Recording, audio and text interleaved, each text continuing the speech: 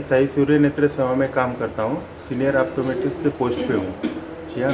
अभी अपने पास ये जो मशीनरी है ये इंट्राएक्युलर प्रेशर लेने की मशीनरी है, एनसीटी बोलते हैं उसे। और ये दूसरा जो मशीन है ये अपना ऑटो रिफ्रैक्टोमीटर है, जिससे अपन नंबर निकालने का काम करते हैं पेशेंट्स का। और दूसरा यहाँ पे और एक मशीन रखा गया है शिन निप्पॉन करके, ये ऑटो लेंसोमीटर है, जो पुराने चश्मे होते हैं उनका नंबर निकालने का काम करता है ये मशीन। सर ये मशीनरी कौन सी है सर? ये जो मशीनरी है बाजू वाला ये जो मशीनरी है वो लेंस अपना स्लिट लैम्प है, उसमें आंखों में इन्फेक्शन जो कुछ ये चीज़ें वो देखने के लिए काम में आती है, या फॉरम बॉडी वगैरह। उसके बाजू में जो मशीन रखा है वो ऑटो रिफ्रैक्टोमीटर है, उससे नंबर निकालने का और कैरोटोमेट्री निकालने का काम करती है वो मशीनरी।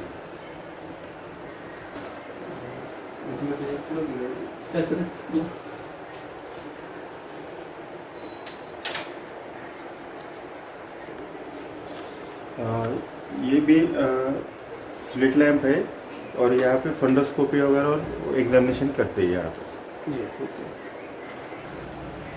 सर ये मशीनरी कौन सी ये है? पैचोमेट्री है, इससे कॉर्नियल थिकनेस का मेजरमेंट किया जाता है। और इसके बाद इसके बाजू में एक दूसरा मशीन रखा गया है, इसे पेंटाग्राम कहते हैं। जो नंबर निकालने का जो कोई सर्जरी होता है या केराटोकोनस को डायग्नोस करने के लिए ये मशीन का इस्तेमाल करते हैं। उसके बाजू में अपना दूसरा मशीन है फंडस फोटो, इसे 3 नेत्रा भी कहा जाता है। इसमें रेटिना का डिटेल जांच होता है। और अपने इधर दूसरा और एक मशीन है, ये भी पेंटाग्राम है, यानी नंबर निकालने के लिए वो सब ये भी नंबर इसका निकालने का सही है। इस्तेमाल करते हैं। और यहाँ पे इसके बाजू में टॉमी करके एक मशीन है दूसरा, इससे इमर्शन करते हैं। जो अपन कैटरेक्ट सर्जरी करते हैं उसका लेंस का मेजरमेंट निकालने के लिए ये होता है। और यहाँ पे दूसरा एक मशीन है, इससे पेरीमेट्री कहा जाता है इसको, या वेफ्टी कहा जाता है। इसमें कांच बिंदु की जांच की जाती है। एक मशीन है, ये नाइडेक का मशीन है, इससे अपन जो कैटरेक्ट सर्जरी करते हैं इसे आइवल मास्टर भी कहा जाता है। तो उसका लेंस का मेजरमेंट निकालने के लिए इसका यूज होता है। बहुत सारी आपने जो है हमें मशीनरी बताए, तो आखिर क्या मकसद लिए है सर के? अपने जो डॉक्टर साहब है उन्होंने हर तरह की मशीनरी यहाँ पे अवेलेबल की गई है। उससे सबसे एडवांस जो है नंबर निकालने का तरीका यहाँ पे किया जाता है, सबसे एडवांस। और एडवांस कैटरेक्ट सर्जरी भी यहाँ पे सबसे रिफ्रैक्टिव सर्जरी होती है। यानी डॉक्टर साहब का हर युवा के लिए जो चश्मे का प्रॉब्लम होता है वो हर प्रॉब्लम यहाँ पे सॉल्व किया जाता है। अगर कोई गरीब बच्चे भी अपने पास आते हैं सर्जरी के लिए, उनके पास पैसे नहीं होते या बाकी कुछ प्रॉब्लम रहती है, तो अपने डॉक्टर साहब उनको फ्री में भी सर्जरी करा के देते हैं। या पैसे के लिए या किसी चीज़ के लिए उनको प्रॉब्लम नहीं आए, ऐसा डॉक्टर साहब का पहले से सोच है। सर आपका पूरा नाम बोलिए और एड्रेस बोलिए। मेरा पूरा नाम है सुनील अन्ना साहेब ठोके, साई सूर्य नेत्र सेवा, मानिक चौक, अहमदनगर।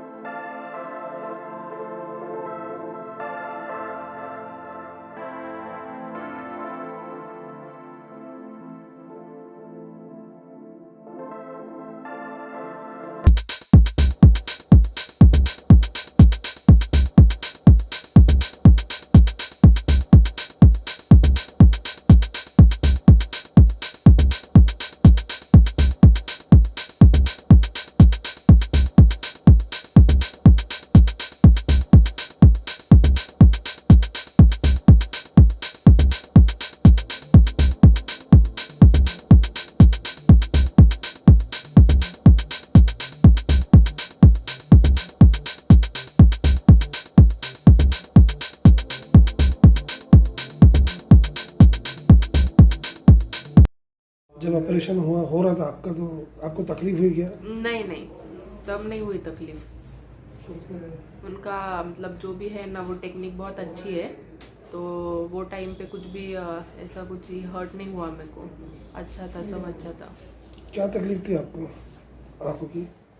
आंखों की तकलीफ नहीं थी, बस वो चश्मा वो बहुत ये होता था, हेक्टिक होता था। फिर मतलब मैं भी डॉक्टर हूँ ना, तो वो पेशेंट करने में बहुत तकलीफ होती थी पढ़ाई के टाइम, इसलिए फिर चश्मा निकालना वही एक ऑप्शन मेरे को दिखा, इसलिए किया फिर।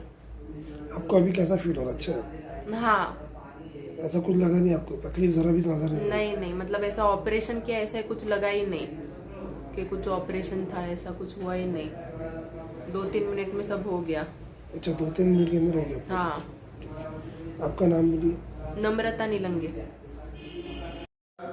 मैं डॉक्टर प्रकाश कंकरिया, मैं नेत्र तज्ञ हूँ।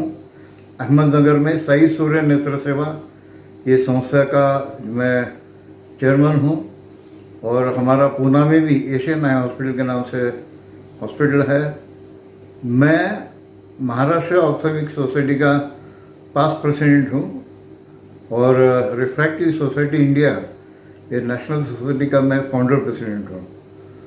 मैं पिछले तकरीबन 35 सालों से मेरे प्रैक्टिस में ये आँखों की बीमारियाँ ठीक करने के, ऑपरेशन के, ये तो सब हम कर ही रहे हैं। मगर उस समय डॉक्टर फेदरो और डॉक्टर पैलिगेरिस, ये जो रशिया में और ग्रीस में जो डॉक्टर थे, उन्होंने चश्मे के नंबर कम करने की जो गतिविधियाँ हैं वो शुरू की थी, और मुझे वो बात की क्यूरियोसिटी बहुत ज़्यादा थी कि इन्हें उस समय युवकों को या युवतियों को चश्मा रहने के कारण काफ़ी दिक्कतें आती थी। यानी युवकों को विशेषकर जिन्हें फौज में जाना है, पुलिस भर्ती है, जिन्हें पायलट होना है, आर्मी ज्वाइन करना है, और काफ़ी करियर रेलवे वगैरह में, सरकारी नौकरियों में भी चश्मा है तो नकारा जाता था, और लड़कियों को चश्मे के कारण शादियां होने में दिक्कत आती थी। वो मुझे वो ये चीज़ का इतनी क्यूरियोसिटी थी कि मैं वहाँ जाके इसका प्रशिक्षण लेके आया, और हमने भारत में भी वो ऑपरेशन शुरू किए। उस समय रेडियल केरेटोटॉमी पहला ऑपरेशन हम करते थे, ये 85 में। फिर बाद में हम 95 में लासिक लेज़र किरण द्वारा ये नंबर उतारने के ऑपरेशन शुरू किए, और इतनी भीड़ 70 से शुरू हो गई, इतनी युवकों को ज़रूरत थी कि और इसके बारे में गलत फहमियाँ भी काफ़ी थी कि आँखों का ऑपरेशन है, कभी आँख तो चले नहीं जाएंगी या कुछ ऐसा ना हो जाए। मगर ये 100% सेफ था, और टेक्नोलॉजी काफ़ी इम्प्रूव थी।